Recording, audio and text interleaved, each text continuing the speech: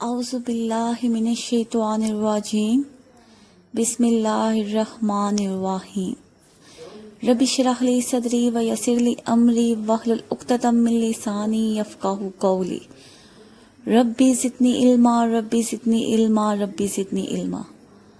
अस्सलामु अलैकुम व रहमतुल्लाहि व बरकातुहू स्टूडेंट्स, उम्मीद करती हूँ आप खैरियत से होंगी। आज तारीख 22 मार्च दिन सोमवार और आज जमात नहम सीनियर की होम इकनॉमिक्स की डायरी आज जाएगी और उसके लेक्चर के हवाले से हम देख लेते हैं। आज जो सबक पढ़ने जा रहे हैं हम, वो है सबक नंबर 3, ग़ज़ा और खुराक को समझना। तो सबसे पहले हम इस सबक के तदरीसी मकासद पे आ जाते हैं कि आप लोग मतवाज़न ग़ज़ा की तारीफ़ कर सकेंगे कि ऐसी ग़ज़ा जिसमें तमाम ग़ज़ाई अज़ा मौजूद हों उसे मतवाज़न ग़ज़ा कहते हैं, और गैर मतवाज़न अज़ा जिसमें तमाम ग़ज़ाई अज़ा मौजूद ना हों वो गैर मतवाज़न ग़ज़ा कहलाती है। जंक फूड्स ऐसी जो ग़ज़ा जो कैलोरीज के लिहाज से तो बहुत ज़्यादा हो लेकिन सेहतमंद ना हो, जैसे जिंगर बर्गर और इस तरह की जो मशरूबात होती हैं, कोको कोला वगैरह। अच्छा, उसके बाद आप लोग फूड पिरामिड के मुताबिक कि हम अपनी ग़ज़ा की तश्कील के वक्त किन किन अवामिल को हमें मद्देनज़र रखना चाहिए, हमें कैसी खुराक खानी चाहिए और ग़ज़ाई ज़रूरियात के लिहाज से हमें किन किन बातों का ख्याल रखना ज़रूरी होता है। और फिर उसके बाद हम हर शख्स के बारे में पढ़ेंगे कि हर शख्स को कैसी खुराक की ज़रूरत होती है, बच्चों को कैसी खुराक चाहिए होती है, बड़ों को कैसे चाहिए होती है और औरतों को कैसे चाहिए होती है। जी बच्चों, अब हम आ जाते हैं अपने आज जो हम होम इकनॉमिक्स का काम पढ़ेंगे। आपने आज जो तफसीली जवाबात करने हैं सबक नंबर 3 के, तो आज हम तफसीली सवालात करेंगे सबक नंबर 3 के सवाल नंबर 4, 5, 6। तो आपको सामने नज़र आ रहा होगा कि मैंने पेज जो सफ़ा नंबर हैं वो साथ साथ लिखे हुए हैं। तो सबसे पहले हम सवाल नंबर 4 की जानिब बढ़ते हैं। सवाल नंबर 4 है, ग़ज़ाई ज़रूरियात पर असरअंदाज होने वाले अवामिल पर बहस करें। तो ग़ज़ाई ज़रूरियात पर कौन कौन से अवामिल असरअंदाज होते हैं, इसके लिए हमें जाना पड़ेगा पेज नंबर 72 पर। पेज नंबर 72 पर जाते हैं। सफ़ा नंबर 72 पे हम आगे हैं। सफ़ा नंबर 72 पे इसका जो जवाब है इस सवाल का, ये आपको हेडिंग नज़र आ रही है, ग़ज़ाई ज़रूरियात पर असरअंदाज होने वाले अवामिल। तो उम्र के मुख्तलिफ हिस्सों में नशोनुमा की रफ्तार और सेहत के मेयार को बरकरार रखने के लिए ग़ज़ाई ज़रूरियात की तरजीहात बदलती रहती हैं। ग़ज़ाई ज़रूरियात का तखमीना आम तौर पर खुराक से हासिल करदा हरारत और तवानाई की मिकदार से किया जाता है।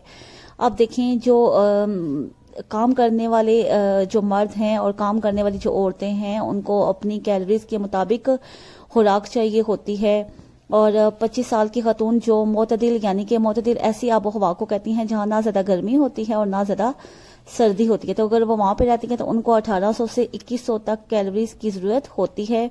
जबकि एक मर्द इसी उम्र और आबो हवा में रहाइश रखता हो उसको 2150 से 2450 कैलोरीज दरकार होती हैं। यानी कि जो मर्द हैं उनको औरतों के मुकाबले में ज़्यादा जो कैलोरीज हैं उनको दरकार होती हैं। तो अब वो अवामिल कौन कौन सी हैं? एक उम्र, ठीक है, जिन्स, काम काज की नौयत, मौसम, जिस्म की बनावट, जिस्मानी कैफियत। कि उम्र के लिहाज से जो छोटे बच्चे होते हैं उनको उम्र रसीदा अफराद की निस्बत ज़्यादा खुराक चाहिए होती है, ज़्यादा कैलोरीज उन्हें चाहिए होती हैं क्योंकि वो उनके जिस्म के अंदर नशोनुमा हो रही होती है। तो उस उम्र के लिहाज से उनको अपनी उम्र के लिहाज से कैलोरीज चाहिए होती हैं। उसके अलावा जो मर्द होते हैं, जिनमें हम मर्द और औरतें आ जाती हैं, तो औरतों को कैलोरीज की कम ज़रूरत होती है क्योंकि मर्द को काम काज करना पड़ता है तो उनको ज़्यादा कैलोरीज की ज़रूरत होती है। काम काज की नौयत, अब जो लोग कम दफ्तरों में बैठ के काम करते हैं और जो लोग मजदूर होते हैं या फिर जो बाहर काम करते हैं, ज़्यादा मुशक्क़त वाला काम करते हैं, उनको कैलोरीज ज़्यादा चाहिए होती हैं बनस्बत जो लोग आराम से यानी कि उस्ताद वगैरह या फिर डॉक्टर जो जिनका ज़्यादा काम बैठने वाला होता है। मौसम, अब मौसम की तरफ आ जाते हैं। موسم میں جب جو لوگ سردی جب ہوتی ہے تو تب جو خشک میوجات ہیں ان کا استعمال بڑھ جاتا ہے اور گرمیوں میں مشروبات کا استعمال زیادہ ہوتی ہے. جسم کی بناوٹ اگر کوئی موٹا ہے تو اس کو اپنے جسم کے لحاظ سے زیادہ خوراک جو ہے وہ چاہیے ہوتی ہے, زیادہ کیلوریز اس کو چاہیے ہوتی ہے بنسبت دبلے پتلے انسان سے. جسمانی کیفیت اگر کوئی شخص بیمار ہے تو اس کو اپنے جسم کی جو صحت ہے اس کی بحالی کے لیے اس کو زیادہ خوراک کھانی چاہیے, اس کو زیادہ کیلوریز کی ضرورت ہوتی ہیں کیونکہ بیماری سے اس کا جو جسم ہے وہ بہت زیادہ کمزور ہو جاتا ہے. اگر کوئی موٹا ہے تو اس کو اپنے جسم کے لحاظ سے زیادہ خوراک جو ہے وہ چاہیے ہوتی ہے, زیادہ کیلوریز اس کو چاہیے ہوتی ہے بنسبت دبلے پتلے انسان سے.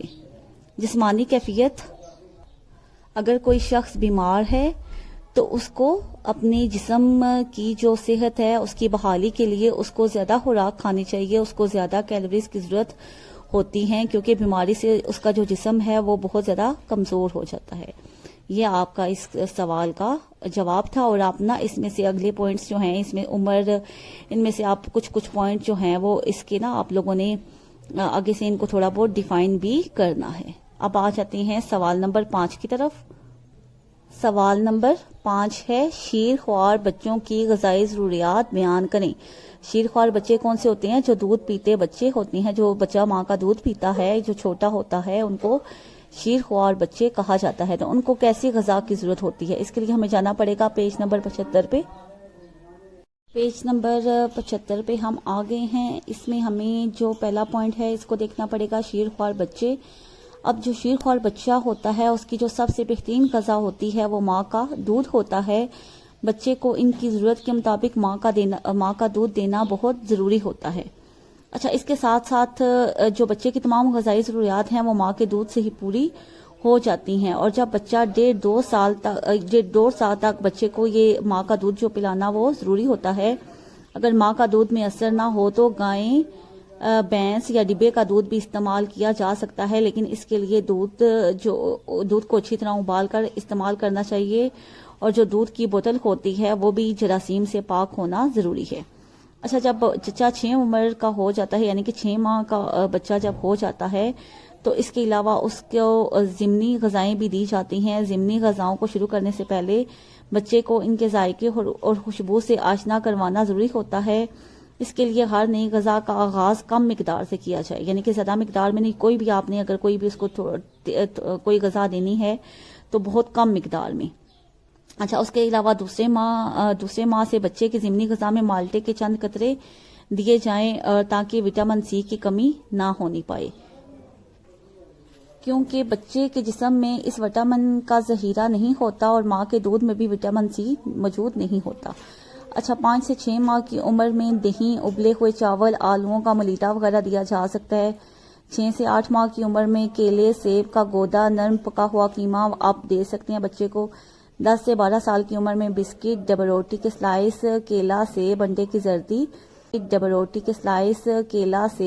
زردی, اور سبزیوں کا سوپ بھی آپ بچے کو دے سکتی ہیں. لیکن اس بات کا خیال رکھنا چاہیے کہ جو آپ بچوں کے غذائیں دے رہی ہیں وہ زود ہضم ہوں, یعنی کہ زود جلدی ہضم ہو جانے والی ہوں اور غذائیت بخش بھی ہوں, تاکہ بچوں کی پروٹین, وٹامن اور بدن طبقات کی اضافی غذائی ضروریات کو پورا کیا جا سکے. اب یہ ساری غذائیں آئی ہوئی ہیں جو بچے کو دینی چاہیے. دودھ 4 سے 5 کپ, سوجی کی کھیر, قیمہ یا مرغی کا گوشت, بسکٹ, انڈا, نرم کھچڑی, کیلا یعنی کہ وہ بھی مسلا ہوا, آلو, گاجر, پالک ابلے ہوئے 2 سے 3 بڑے چمچ. یہ اس سوال نمبر 5 تفصیلی سوال کا آپ کا جواب ہے. اب آ جاتے ہیں سوال نمبر 6 کی طرف. سوال نمبر 6 ہے حاملہ اور دودھ پلانے والی خواتین کی غذا ترتیب دیتے ہوئے کن باتوں کا خیال رکھنا ضروری ہے. اس کے لیے ہمیں پیج جانا پڑے گا 79 پہ. پیج نمبر 79 پہ ہم آ گئے ہیں. اس کے لیے ہمیں یہ 5واں پوائنٹ دیکھنا پڑے گا. اس کے جواب کے لیے حاملہ اور دودھ پلانے والی خواتین. حاملہ یعنی کہ پریگننٹ عورت اور دودھ پلانے والی جو اپنے بچے کو دودھ پلاتی ہے, ان کو نہ صرف اپنی غذائی ضروریات پوری کرنی ہوتی ہیں بلکہ اس بچے کے غذائی ضروریات کو بھی پورا کرنا ہوتا ہے جس کی وہ نشو و نما کر رہی ہوتی ہیں, جو ان کے پیٹ میں ہوتا ہے. اس لیے حمل اور دودھ پلانے کے دوران متوازن غذا کا فراہم ہونا بہت ضروری ہوتا ہے، کیونکہ ان کی غذائی ضروریات میں اضافہ ہوتا ہے۔ اس لیے خوراک کی مقدار پہلے کے مقابلے میں 1/4، یعنی کہ جہاں پہ وہ پہلے جتنی بھی خوراک کھاتی تھی اس سے 1/4 زیادہ ہونی چاہیے۔ ان کی خوراک میں روٹی، چاول، گوشت، انڈے، سبزیاں، پھل اور دودھ وغیرہ شامل ہونا چاہیے۔ چونکہ بچہ تمام غذائی اجزاء ماں کے خون سے حاصل کرتا ہے، اگر ان اجزاء کی کمی ہو جائے تو بچہ ماں کے جسم میں ذخیرہ شدہ اجزاء سے پرورش پانے لگتا ہے، جس کی وجہ سے ماں کی صحت بھی متاثر ہوتی ہے۔ ٹھیک ہے، اب سب سے پہلے یہ آپ لوگوں کے جو 8 پوائنٹ ہیں میں نے ابھی بتا دیے، گوشت، دودھ، انڈے، اس کے علاوہ میٹھی اشیاء سے ان کو پرہیز کرنا چاہیے، پھل اور سبزیاں زیادہ کھانی چاہیے، ناشتے سے قبل لیمو یا مالٹے کا جوس اگر ان کو متلی آ رہی ہے تو اس کیفیت کو دور کیا جا سکتا ہے، اور زود ہضم ہونی چاہیے، یعنی کہ جلدی ہضم ہونی چاہیے، وہ ایسی غذا دودھ پلانے والی عورت یا حاملہ عورت کو کھانی چاہیے۔ دودھ، دہی، لسی کا استعمال کرنا چاہیے، زیادہ مرچ اور تیز مسالے جات والی غذاؤں سے پرہیز کرنا چاہیے۔ آئرن کی یومیہ ضرورت پوری کرنے کے لیے، یومیہ یعنی کہ ہر دن کی جو ضرورت پوری کرنے کے لیے کلیجی، انڈے اور گوشت کا استعمال کیا جائے تاکہ قلت خون یعنی کہ خون کی کمی کا خدشہ نہ رہے۔ یہ آپ لوگوں کے سوالات تھے، یہ ضروریات پوری کرنی ہوتی ہیں، بلکہ اس بچے کے غذائی ضروریات کو بھی پورا کرنا ہوتا ہے جس کی وہ نشوونما کر رہی ہوتی ہیں، جو ان کے پیٹ میں ہوتا ہے۔ اس لیے حمل اور دودھ پلانے کے دوران متوازن غذا کا فراہم ہونا بہت ضروری ہوتا ہے، کیونکہ ان کی غذائی ضروریات میں اضافہ ہوتا ہے۔ اس لیے خوراک کی مقدار پہلے کے مقابلے میں 1/4، یعنی کہ جہاں پہ وہ پہلے جتنی بھی خوراک کھاتی تھی اس سے 1/4 زیادہ ہونی چاہیے۔ ان کی خوراک میں روٹی، چاول، گوشت، انڈے، سبزیاں، پھل اور دودھ وغیرہ شامل ہونا چاہیے۔